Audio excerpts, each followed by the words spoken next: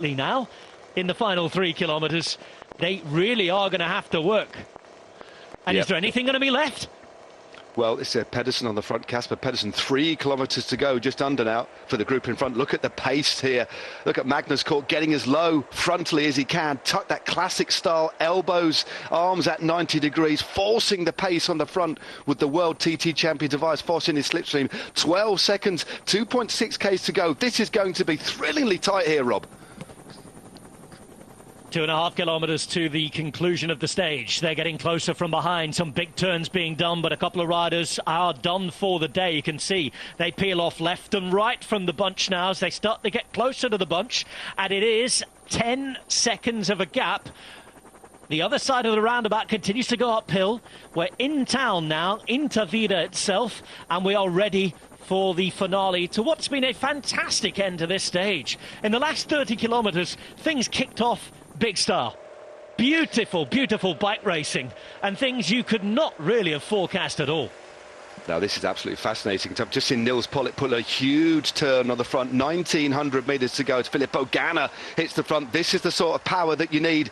You need somebody now to sacrifice themselves. Remember, Ineos Grenadiers have got 2 riders in that front group. Everybody else is on their own. So Pidcock has Ganna. The Ganna, if they're going to stay away here as Alpes and De Koning get on the front, they need to sacrifice somebody.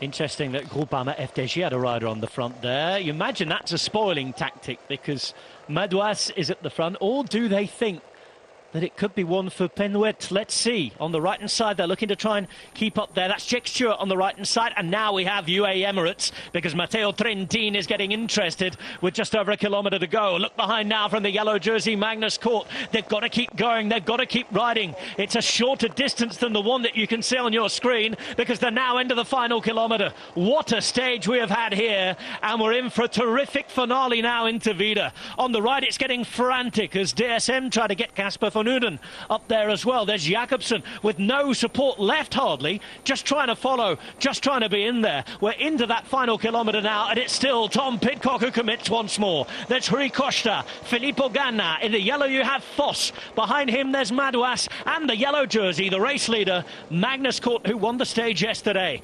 It's breathtaking, breathless stuff, and we've been racing for 5 hours and 4 minutes, but there has been an explosion of action inside the final 30 kilometres. Here we go, and it is Ganna who makes that turn. Magnus is there. They could be on them behind. It could be heartbreak for this big group of riders. And I think they've decided now. They've realised they will be caught. And with just 450 metres to the line, they have been caught. But Cort is there. And can he go? He's going to launch his sprint to try and get something, to try and take advantage of any chaos behind. It's the race leader. It's Magnus Cort trying to hold them off all on his own. Ganna tries to get involved as well. Ganna's there on the left-hand side. Magnus Cort still got a gap though, and look at Magnus Cort go! Magnus Cort is on another level and still going, still going. They'll try, but they cannot. And Magnus Cort with one of the victories of his career. Matt Stevens alongside me is applauding. All bow down. I said it yesterday, I will say it today again. We are all in the court of King Magnus. That is one of the most sensational things we have seen in bike racing for quite the long while. That was utterly incredible. I thought Haller had brought them all back together. They were in contact, and then coming out of that corner, 400 metres to go, he took it up with a crosswind from the side and just rode them off his wheel, rode Ganna, Tobias Foss off his wheel after riding, doing a lot of work in the group already. And utterly, I'm speechless, Rob. An utterly incredible finish to a sensational stage. That is bike racing at its very best. All smiles, and you would be, wouldn't you? This man is on fire.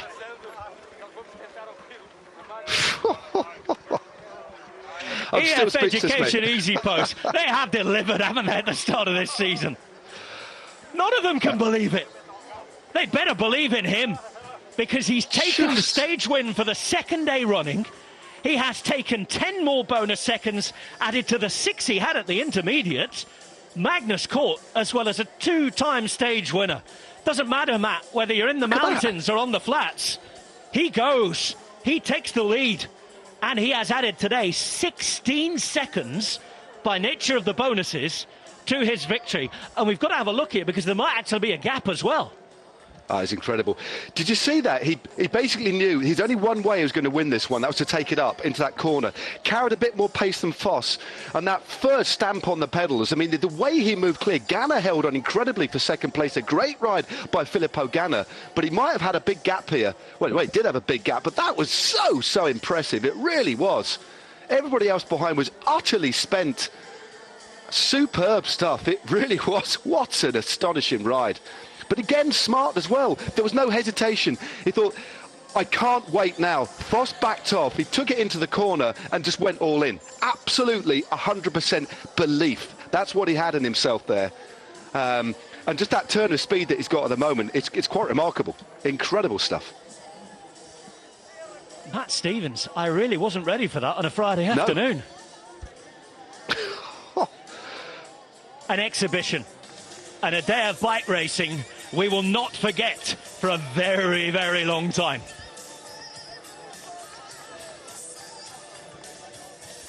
Put the crown on him because he's here. The king of the moment. Oh, my word. That was a great day's bike racing, wasn't it? Really, really riveting stuff. Takes the hotspot sprint and takes the stage. Magnus Cort, Filippo Ganna, Jordi Meus, then Paul Penouet and Valentin Madouas. There's Oliveira, Costa, Foss, Turns, Aski. What a mix!